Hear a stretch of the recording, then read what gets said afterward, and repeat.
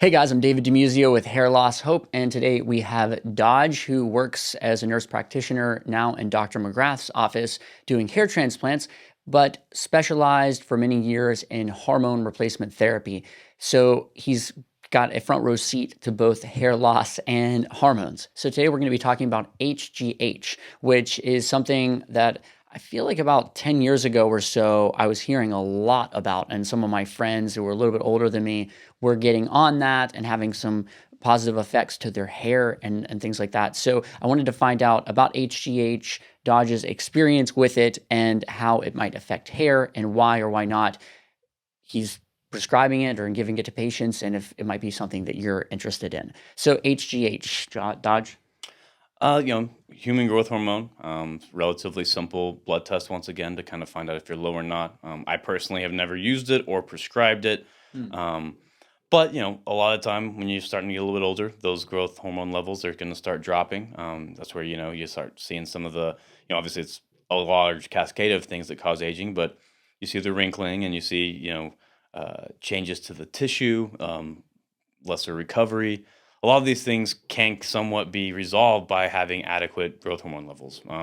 You know, Whenever you get those levels up to normal, you sleep better. You have a lot more collagen turnover. And in terms of the hair, it's much like the rest of the tissue, where when you have that cell production more adequate and you have the healing and recovery and it's helping with inflammation, it potentially could downstream definitely help with the hair.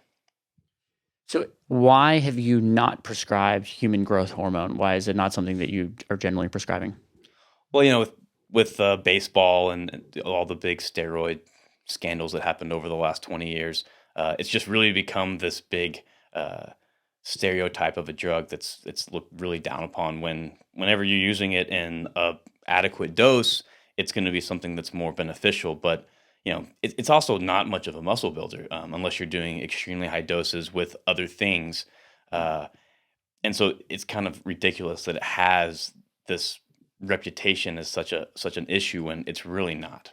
But in saying that, the DEA is very tough on prescribing it, especially for a mid level like myself. So not something I'm really interested in getting into. And it typically is around $2,000 a month. So a lot of guys really can't even afford it. That is really expensive. Yeah. So that's kind of like you have to be very well off, very, very well off to even afford to get on it. Is it something that you would just need to use for like a brief period of time potentially, or is it something you probably need to stay on for a long time, like if it's that sort of adequate dose? I mean, most of the time, if you're doing things on the up and up and you're getting blood tests and you get started on it, this is something that you're replacing that you're no longer getting. So it much like earlier when we talked about testosterone. You're replacing something your body used to make, and it's not making it like it should now.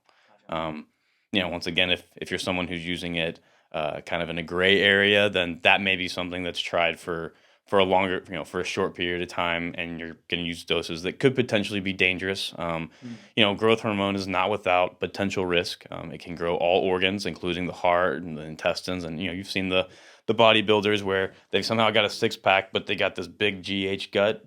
Those are all potential problems. It can grow, bones, and there's all kinds of potential problems with Wow. doing high doses. So it's not something smart necessarily to use outside of the realm of replacement. Okay, so replacement only. So in that case, you pretty much would need to be on it indefinitely then, like if you want to continue to maintain the results that you're getting from it. Most of the time, yeah. And also when you're using exogenous growth hormone, you're at that risk where the pituitary gland is not. It's going to kind of shut off its own production. Wow. And you're looking at $20,000 to $25,000 a year kind of Potentially. range. And I haven't looked at the pricing lately, Yeah. but just in recent times, I've had some patients that were using it, and they were able to afford it. But every time I just thought, I don't know who can afford this other than people who make a significant amount of money. So Wow. Yeah, and people that buy 1950s Les Pauls, they can afford them. exactly.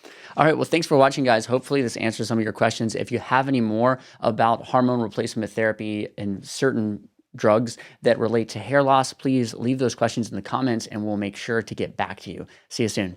Hey, what's up guys? I'm down here performing at Mahu Sinesta Beach Resort here in St. Martin, and I brought these right here with me. These were made by my friend Brian, who I went to Brazil with last summer, and these are his hair fibers. He did a ton of work trying to find the best formulation of hair fibers, and this is actually a video right here. This is real time, 27 seconds, including him putting it on, patting, combing, everything. 27 seconds.